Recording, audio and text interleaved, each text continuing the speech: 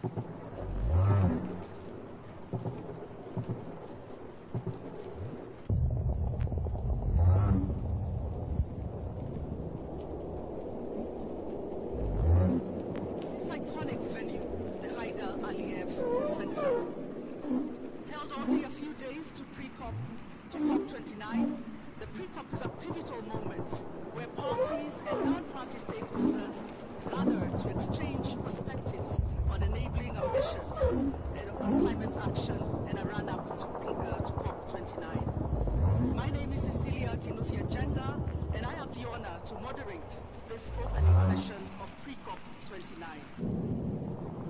On the announcement of Azerbaijan as the host of COP29, I was led to the work of renowned poet Nizami Ganjavi, and one of the most influential figures in Azerbaijani literature.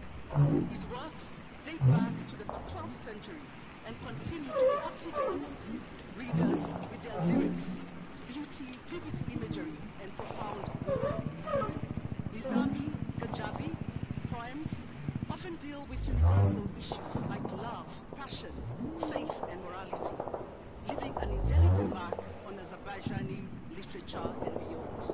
In his book of life, every page has two sides. He says, and I quote, "We human beings, we fill the upper side with our plans, our hopes and wishes, but providence writes on the other side, and what it ordains is seldom our goal." This quote by Nizami beautifully captures the essence of life's unpredictability. It suggests that while we, as humans, happen and diverges our expectations and plans, he says, and I quote again, that life can be connected to the whole essence of multilateralism, through the idea of balancing. And basically, what he says is that in multilateralism, multiple countries come together to address global issues, each with our own agendas, hopes, and plans. However, the outcomes of our collaborations are often shaped by a complex interplay of various factors, including unforeseen events and the influence of other nations. It could be one of the biggest day of casualties in Azerbaijan since the conflict began.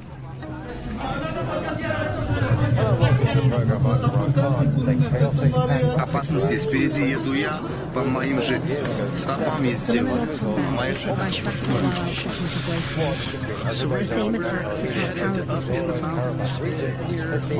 There's no working defibrillator, and CPR has to be done by hand.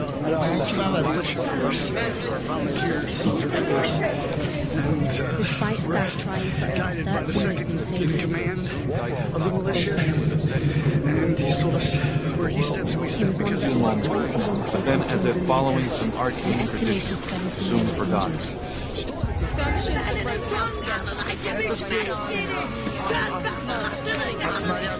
The Russians under Gorbachev urged the Armenian world, which was reeling from a devastating earthquake, to wait for a peaceful solution.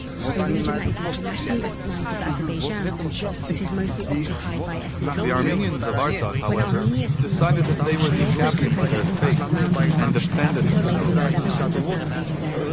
Karabakh, Artsakh of the ancient front, claimed that it had the right to self-rule under Soviet law.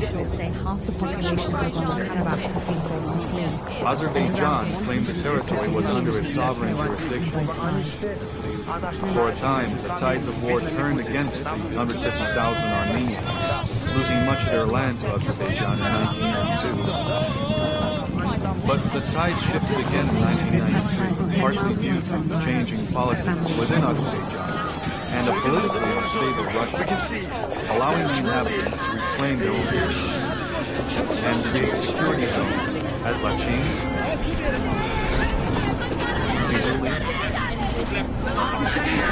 Kelbadar, and Agdam. The world seemed to have been sleeping up now, but we woke up and decried the actions of Karabakh as aggressive.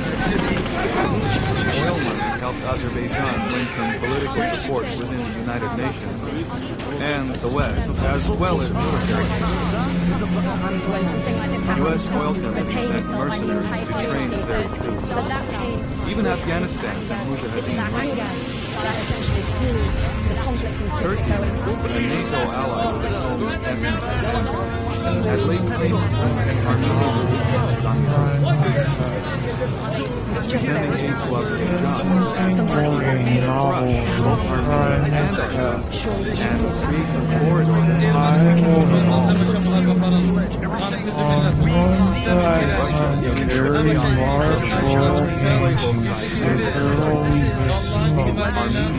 surrounded by one blade of grass makes three blades in the day, and 2,000 casualties they were put down.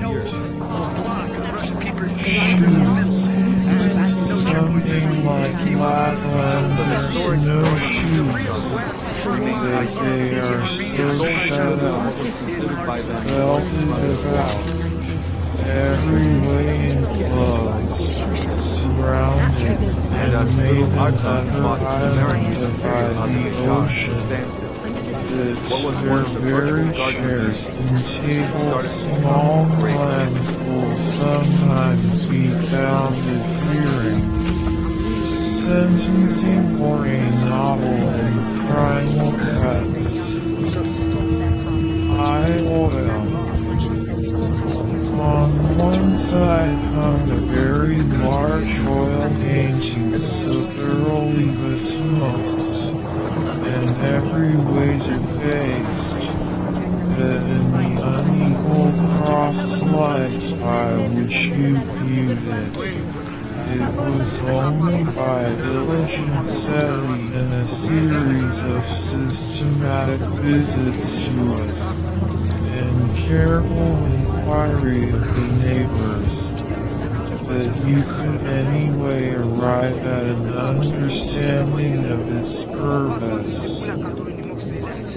It is a land of oil, true enough, but not like Canaan, a land also of corn and wine.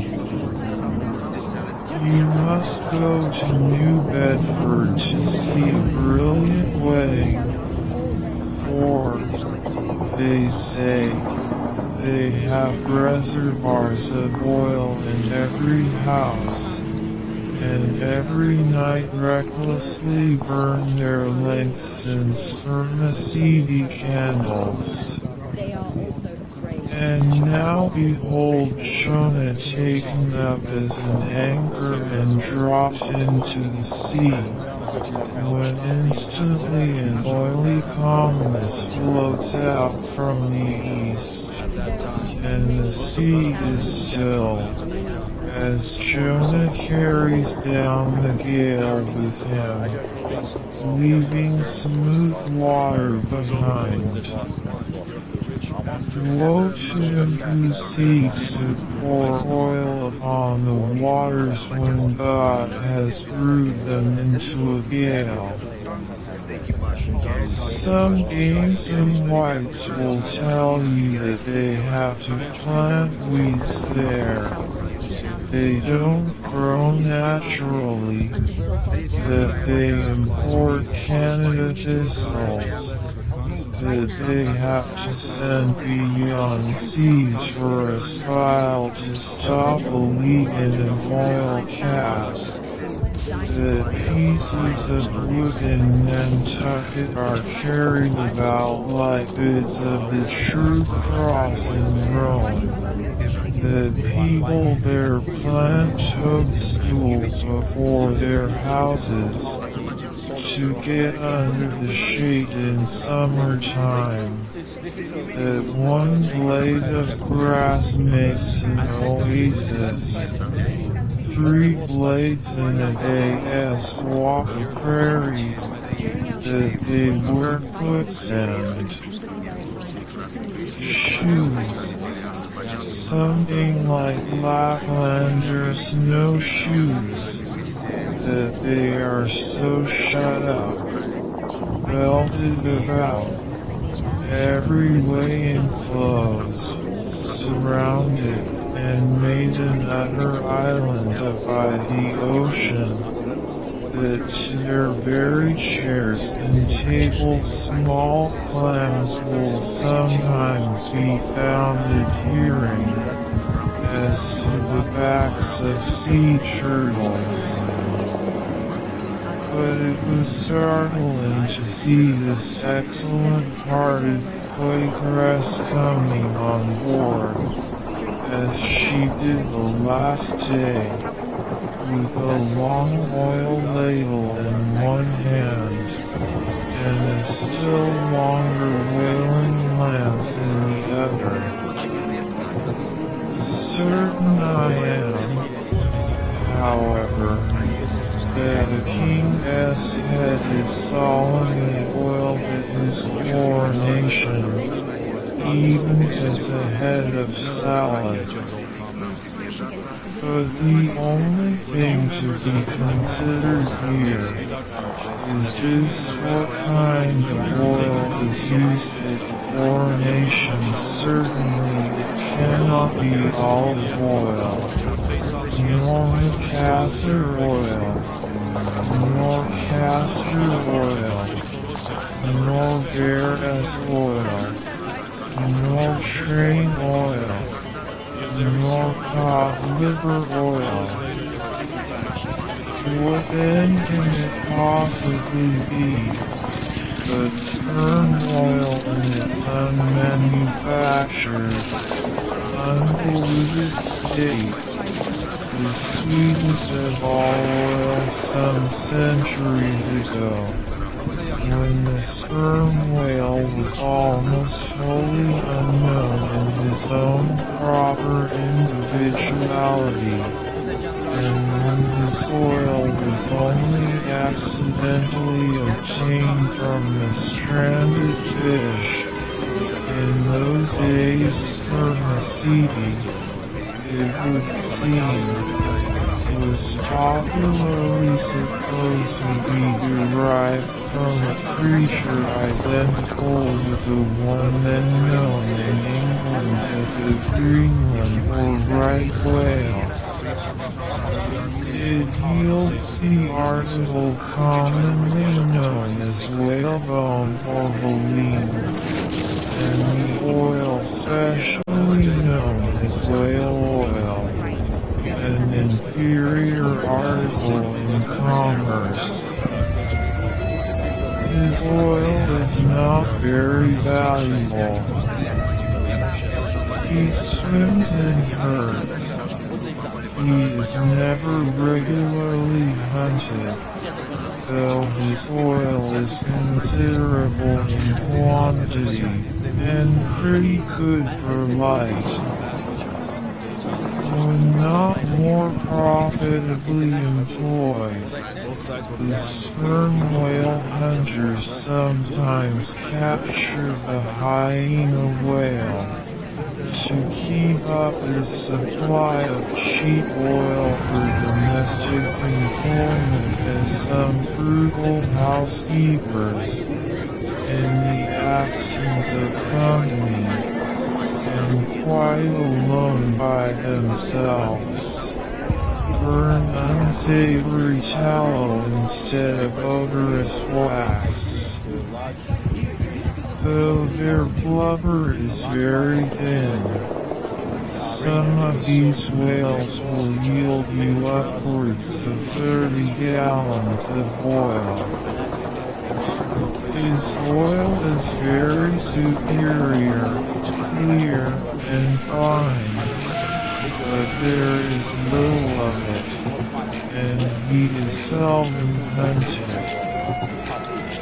I never heard what sort of oil he has. A well-fed, plump exotic porpoise will yield you 1 good gallon of good oil. His oil is much like that of the common porpoise. Why such a whale became thus marked was not altogether and originally owing to bodily peculiarities as distinguished from other whales. or however peculiar in that respect any chance wail may be. They soon put an end to his peculiarities by killing him and boiling him down into a peculiarly valuable oil.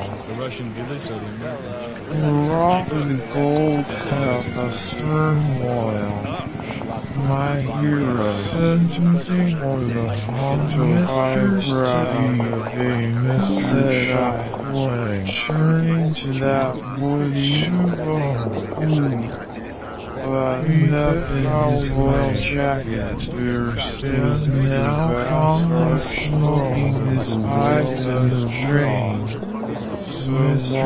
South, I think I have heard you say that all whalemen you ever met are chief parcel of Mr. Starbuck is by far the most careful and prudent, and is all our best as well seen in the streets hanging over the shops of oil dealers. Which shall be said of them about midnight that Sig was cut and was shot and lighted by two lanterns about outright.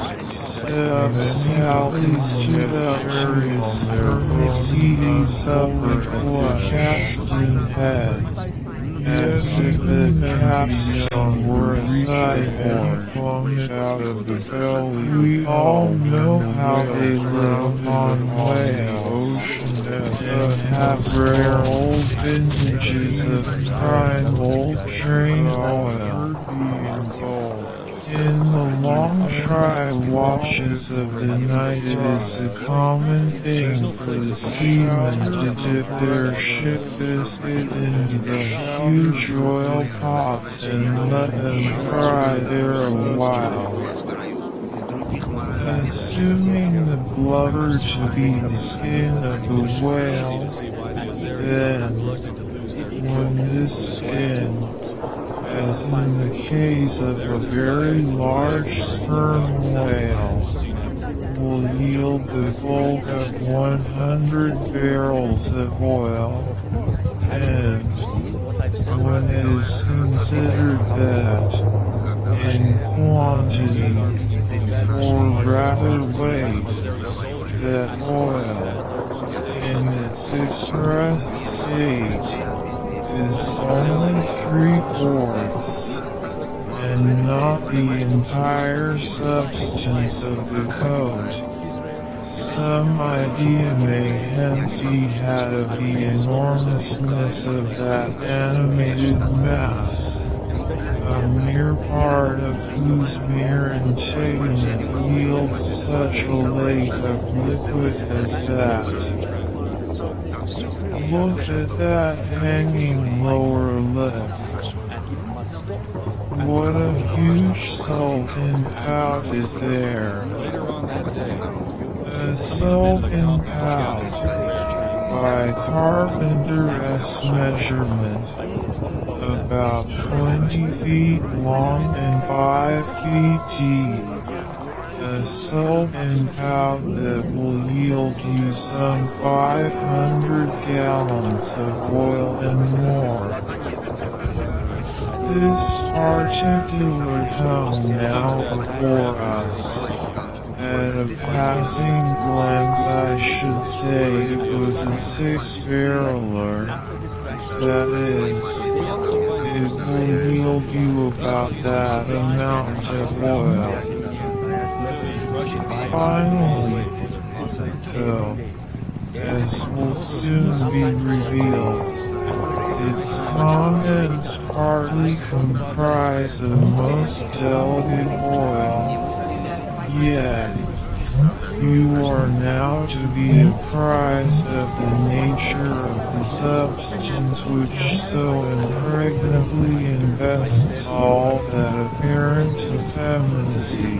The lower subdivided part, called the junk, is one immense honeycomb of oil, formed by the crossing and recrossing into 10,000 infiltrated cells of tough elastic white fibers throughout its whole extent. Moreover, as that of Heidelberg was always replenished with the most excellent of the wines of the Rhenish valleys, so the ton of the wail contains by far the most precious of all his oily vintages, namely, the highly prized Vermicidi, in its absolutely pure, limpid, and odoriferous state. Whether it was that Tashtigo, the wild Indian, was so heedless and reckless as to let go for a moment his one-handed hold on the great cable tackle suspending the head, or whether the place where he stood was so treacherous and oozy, or whether the evil one himself would have it to fall out so, without stating his particular reasons. How it was exactly, there is no telling now, but on a sudden, as the 80th or 90th bucket came suckingly up my gosh. Poor Tashtigo, like the twin reciprocating bucket in a veritable well, dropped head foremost down into this great ton of Heidelberg, and with a horrible oily gurgling, went clean out of sight. Go along with you, cried Glass. It's a lamp feeder in an oil can. He is out of oil, and has come a-begging. However curious it may seem for an oil ship to be borrowing oil on the whale ground, and however much it may inadvertently contradict the old proverb about carrying coals to Newcastle, yet sometimes such a thing really happens. And in the present case, Captain Derek did indubitably conduct a lamp feeder as flask to declare.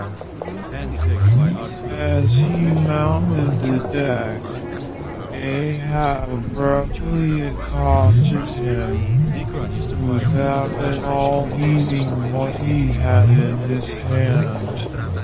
But in his broken lingo, the German soon evinced his complete ignorance of the white whale, immediately turning the conversation to his lamp feeder and oil can, with some remarks touching his having to turn into his hamlet at night in profound darkness, his last drop of Bremen oil being gone, and not a single flying fish yet captured to supply the deficiency, concluding by hinting that his ship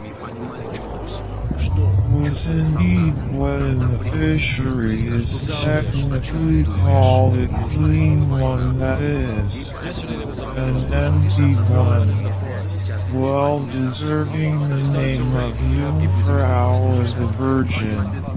His necessities supplied, Derek departed, but he had not gained his ship sight when whales were almost simultaneously raised from the mastheads of both vessels, and so eager for the chase was Derek that without pausing to put his oil can and lamp feeder aboard, he slewed round his boat and made after the Leviathan lamp feeders.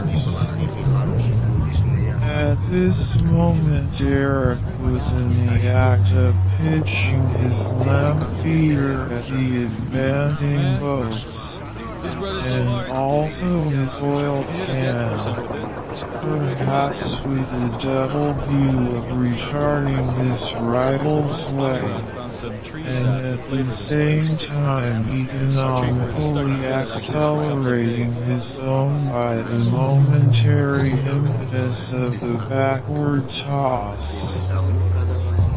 And some 3 centuries ago, an English traveler in old Harris' Voyages speaks of a Turkish mosque built in honor of Jonah, in which mosque was a miraculous lamp that burned without any oil.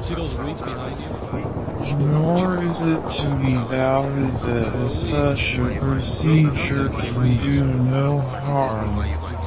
It may possibly be of no intangible advantage, considering that oil and water are hostile, that oil is a sliding thing, and that the object in view is to make the boat slide bravely.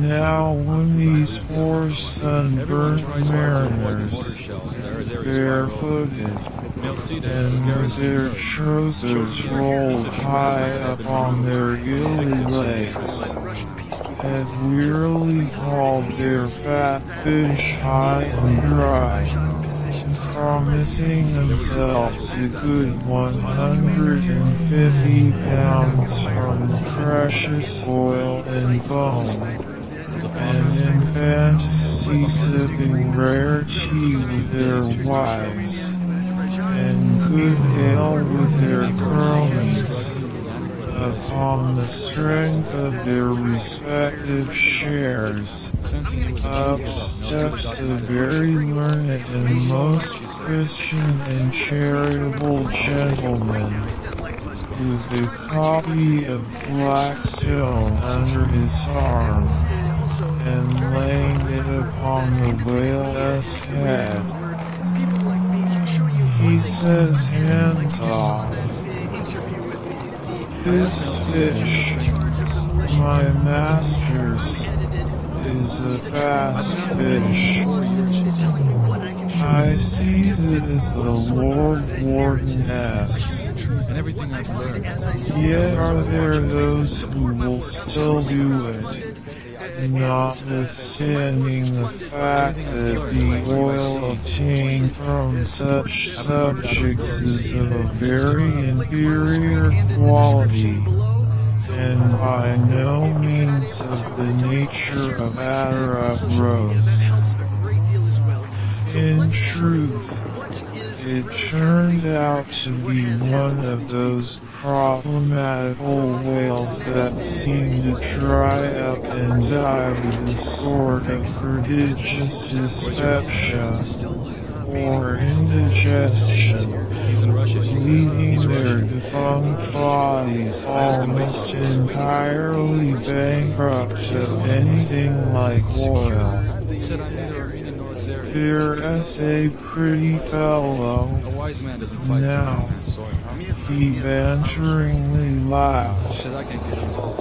standing in the ship Espos. We're fighting for our life. There's a jackal yet. Another race. I well know that these crapos of Frenchmen are but poor devils in the fishery, sometimes lowering their boats for breakers, mistaking them for sperm whale spouts.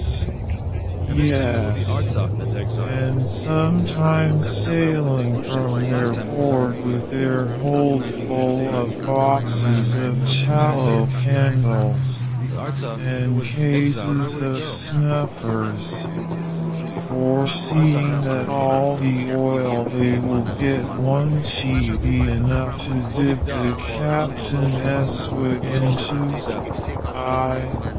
We all know these things, but look here as a crapo that is content with our losings, the drug whale there, and is content too with scraping the dry bones of that other precious fish he has there. Poor devil. I say, pass round the hat, someone, and let us make him a present of a little oil for dear charity S.A. For what oil he'll get from that drug whale there? Wouldn't he be fit to burn in a jail? No, not in a condemned cell. And as for the other whale, why, I'll agree to get more oil by chopping up and trying out these 3 masts of ours. Then he'll get from that bundle of bones. Though, now that I think of it, it may contain something worth a good deal more than oil. Yes, ambergris. But choking is so. Do you know, Rosebud, that it's all nonsense trying to get any oil out of such whales because those whalemen did not then, and do not now, try out their oil at sea as the southern ships have always done, but cutting up the fresh blubber in small bits, thrust it through the bungholes of large casks, and carry it home in that manner. The shortness of the season in those icy seas, and the sudden and violent storms to which they are exposed, forbidding any other course. She was a collection of furnaces, fat kettles, and oil sheds, and when the works were in full operation certainly gave forth no very pleasant savor. But all this is quite different with a South Sea sperm whaler, which in a voyage of 4 years perhaps, after completely filling her hold with oil, does not, perhaps, consume 50 days in the business of boiling out, and in the state that it is cast, the oil is nearly scentless. It is tough with congealed tendon, the wad of muscle, but still contains some oil. Edgewise moved along the oily deck. It operates like a leathern squilchee, and by nameless blandishments, as of magic, allures along with it all impurities. It enjoins him to be careful, and cut his work into as thin slices as possible, inasmuch as by so doing the business of boiling out the oil is much accelerated, and its quantity considerably increased, besides perhaps improving it in quality. About 400 soldiers. To every pitch of the ship there was a pitch of the boiling oil, which seemed all eagerness to leap into their faces. In merchantmen, oil for sailors is more scarce than the milk of queens. He burns, too, I asked him how many the friends he had. purest of oil, in its unmanufactured and, therefore, unvitiated state, a fluid unknown to solar, lunar, or astral contrivances ashore. He goes and hunts for his oil, The first friend of mine that so died, as I to wasn't be there. sure of its freshness and genuineness, even as the traveler on the prairie hunts up his own supper of game. At the top. Already has it been related how the great Leviathan is afar off descried from the masthead, how he is chased over the watery moors, and slaughtered in the valleys of the deep, how he is then towed alongside and beheaded, and how on the principle which entitled the headsman of old to the garments in which the beheaded was killed, his great padded surtout becomes the property of his executioner, how, in due time, he is condemned to the pots, and, like Shadrach, Meshach, and Abednego, is Hamlet keeps telling me to keep my head spermaceti oil and bone pass unscathed through the fire, at 100 but yards. now it remains to conclude the last chapter of this part of the description by rehearsing singing, if I may, the romantic proceeding of decanting off his oil into casks and striking them down into the hole, where once again Leviathan returns to his native profundities, sliding along beneath the surface as before, Maybe they got lost at the airport. but, alas, Grass in our teeth. never more to rise and Grass for a glow, home. Everything's grass. while Grass. still warm, the oil, like hot punch, is received into the 6-barrel casks, and while, perhaps, Nature had a the plan. ship is pitching and rolling this way and that in the midnight sea, the enormous casks are slewed round and headed over, end for end, and sometimes perilously scoot across the slippery deck, like so many landslides, till at last men handled and stayed in their course, and all round the hoops, rap, rap,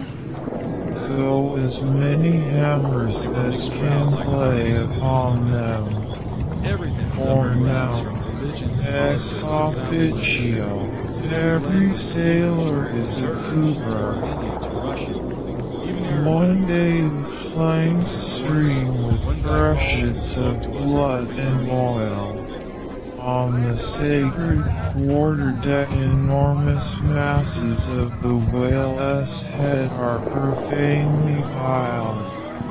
Great rusty casks lie about, as in a brewery yard. The smoke from the try-works has visited all the bulwarks. The mariners go about suffused with unctuousness. The entire ship seems great Leviathan himself, while on all hands the din is deafening. The unmanufactured sperm oil possesses a singularly cleansing virtue. This is the reason why the decks never look so white as just after what they call an affair of oil. To hint to such must mariners of oil and bone and blubber were little short of audacity. I impute it, though, to their naturally unctuous natures, being rendered still more unctuous by the nature of their vocation, and especially by their pursuing their game in those frigid polar seas, on the very coasts of that Eskimo country where the convivial natives pledge each other in bumpers of train oil. After the best meat was salted and old, 40 men in one ship hunting the sperm whales for 48 months think they have done extremely well, and thank God. If at last they carry home the oil of 40 fish. According to usage, they were pumping the ship next morning, and lo, no inconsiderable oil came up with the water. The casks below must have sprung a bad leak. In sperm whalemen with any considerable quantity of oil on board, it is a regular semi-weekly duty to conduct a hose into the hold, and drench the casks with sea water, which afterwards, at varying intervals, is removed by the ship's pumps. The oil in the hold is leaking, sir. Either do that, sir, or waste in one day more oil than we may make good in a year. I was speaking of the oil in the hold. Sir, it was a Nantucket ship, the Bachelor, which had just wedged in her last cask of oil, and bolted down her bursting hatches, and now, in glad holiday apparel, was joyously, though somewhat vaingloriously, sailing round among the widely separated ships on the ground, previous to pointing her prow for home. Most of the ones in service here Even the cabin table itself had been knocked into kindling wood, and the cabin mess dined off the broad head of the oil butt, lashed down to the floor for a scent of peace. The acute policy dictating these movements was sufficiently vindicated at daybreak by the sight of a long sleek on the sea directly and lengthwise ahead, smooth as oil, and resembling in the pleated watery wrinkles bordering it the polished metallic-like marks of some swift tide rip at the mouth of the deep, rapid stream, the capital of Bayapar, where supply missions sentencing originate. or a novel in primal cuts. Is the highest point of a mountain chain that includes the embattled outposts. On one side hung a very large oil painting so thoroughly besmoked, and every way defaced, that in the unequal cross lights by which you viewed it, it was only by diligent study and a series of systematic visits to it, and careful inquiry of the neighbors, that you could anyway arrive at an understanding of its purpose. It is a land of oil, true enough, but not like Canaan, a land, also, sentencing or the autobiography of a Mr. Chuck Flang. To bone. Be that how it may, there stands the vast arched bone of the whale-esque jaw, so wide, a coach might almost drive beneath it. Likewise, there was a parcel of outlandish bonefish hooks on the shelf over the fireplace, and a tall harpoon standing at the head of the bed. In these last-mentioned haunts you see only sailors, but in New Bedford, actual cannibals stand chatting at street corners, savages outright, many of whom yet carry on their bones unholy flesh. Yet even then beyond the reach of any plummet out of the belly of hell when the whale grounded upon the ocean's utmost bones, even then, God heard the engulfed, repenting prophet when he cried, "Chowder for breakfast, and chowder for dinner, and chowder for supper, till you began to look for fish bones coming through your clothes." A cannibal of a craft, tricking herself forth in the chase bones of her enemies.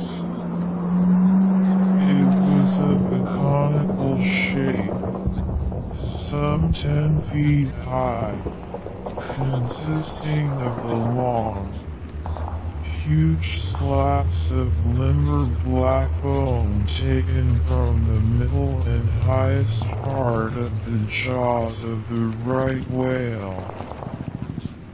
At last we rose and dressed, and queequeg, taking a prodigiously hearty breakfast of chowders of all sorts, so that the landlady should not make much profit by reason of his Ramadan. We sallied out to board the Pequod, sauntering along, and picking our teeth with halibut bones.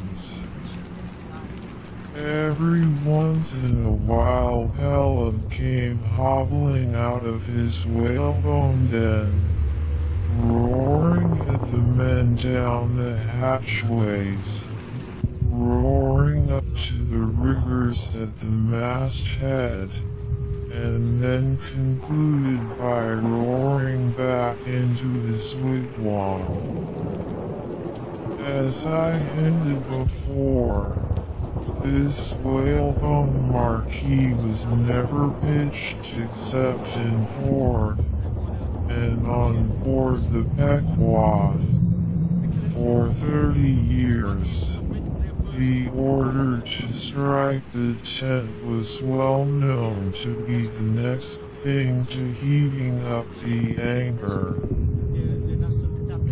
Spring, thou sheephead, spring, and break thy backbone.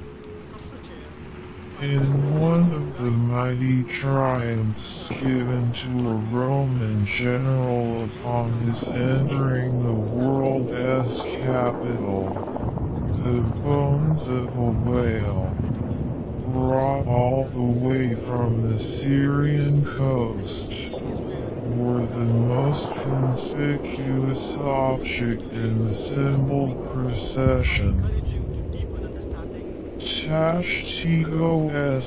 long, lean, sable hair, his high cheekbones, and black rounding eyes for an Indian, oriental in their largeness, but Antarctic in their glittering expression, all this sufficiently proclaimed him an inheritor of the unvitiated blood of those proud warrior hunters, who, in quest of the great New England moose, had scoured, bow in hand, the aboriginal forests of the Maine.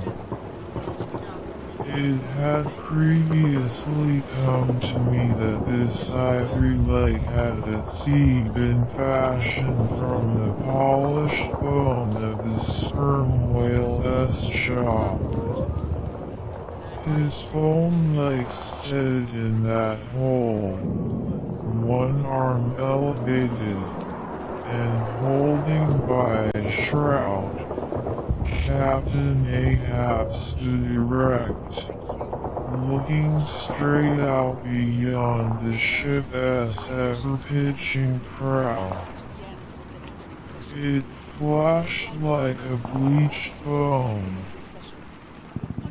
How could one look at Ahab then, seated on that tripod of bones, without bethinking him of the royalty it symbolized, and thinks I to myself all the while, mind, while I was stubbing my silly toes against that cursed pyramid, so confoundedly contradictory was it all the while, I say, I was thinking to myself, what is his leg now, but a king of whalebone king? It yields the article commonly known as whalebone or baleen.